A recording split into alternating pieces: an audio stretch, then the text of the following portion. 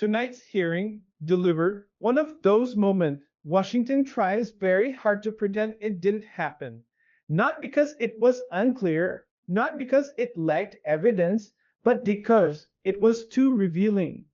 Because when acquisitions stop sounding political and start sounding criminal, room changes. And that's exactly what happened when Judge Hawley confronted Administration Attorney General Kate Ellison. Not with ideology, not with opinion, but with sequence, with timeline, with money, and most importantly, with receipts. No, You helped fraudsters defraud your state and this government of $9 billion, and you got a fat campaign contribution out of it. You ought to be indicted. Boy, listen to date happening. That is not a policy disagreement. That is not partisan sniping. That is a United States Senator openly suggesting indictment. And notice something critical here. No hesitation, no soft language, no verbal questioning. Just, you helped fraudsters defraud this government for $9 billion. That's nuclear level framing, which immediately forces the most important question. Why that aggressive? Why that direct? Why that confident? Because acquisitions at that level are not casual. They are constructed. This is all on the record, no, sir. Did you bother to investigate where the money that you facilitated their fraud for, where it went?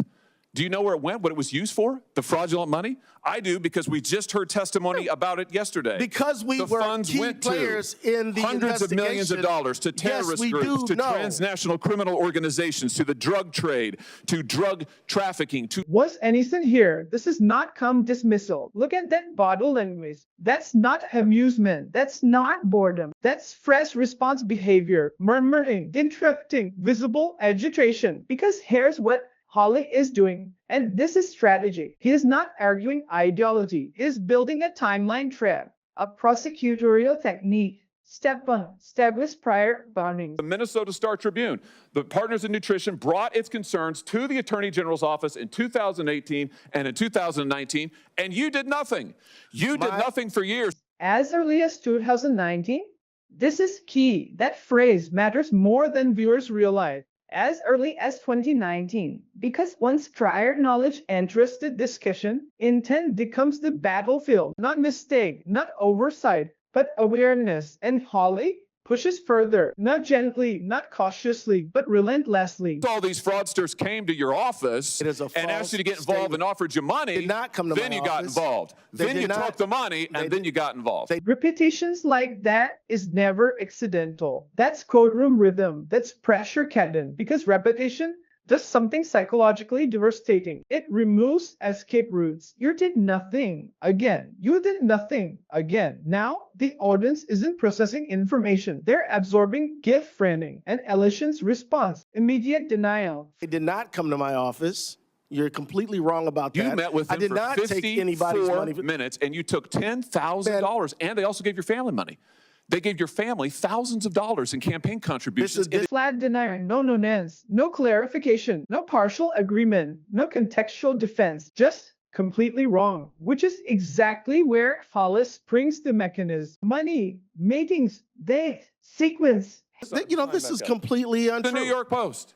Yeah, we know the New York Post. Minnesota Keith Ellison, AG, accepted campaign donations from individuals linked to the $250 million COVID fraud scheme after they were in your office. The donations came on December 20th. Sir, you met with them on December the 11th, and on January 20th, the FBI knocked over their headquarters. Here comes the timeline. This is the devastating part. Because viewers need to understand, politics can survive opinion. Politics can survive acquisitions. Politics struggles to survive pipelines. Met on the 11th, donations on the 28th, and we're raid on January 20th. That structure is lethal in public perception. True or not, it feels forensic, and perceptions drives narrative gravity. Ellison senses this immediately. That's the sequence of events here. No, it's not. You've been right at the center of this fraud thing from the... That's a defensive reflex. Chat deniers, rapid deniers, emotionally charged deniers, not structured rebuttals. That's important because structured rebuttals signals confidence. Fragmented deniers signal pressure. And Hawley closes with something extremely deliberate. fraud not thing the from sequence the of beginning, events. and It's you've untrue. enabled it. And sir, The false you statement. should resign. And there it is. You should resign. That's not outrage. That's prosecutorial conclusion language. With less differently than Veer's real life, because Hawley didn't build this astrological theater. He built it like a closing argument. Sequence, knowledge, money, timeline, conclusion. Textbook pressure architecture. Now immediately watch what happens next. Room reset. Then some diffusion. Institutional smoothing. Time has expired. Senator Moreno. Unexpected next witness.